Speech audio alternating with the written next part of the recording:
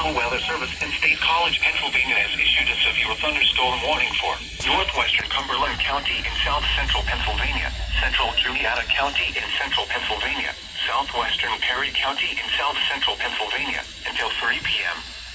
At 2:14 p.m., a severe thunderstorm was located near Big Spring State Park, moving northeast at 30 miles per hour. Hazard, quarter-size hail.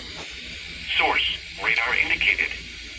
Impact, damage to vehicles is expected.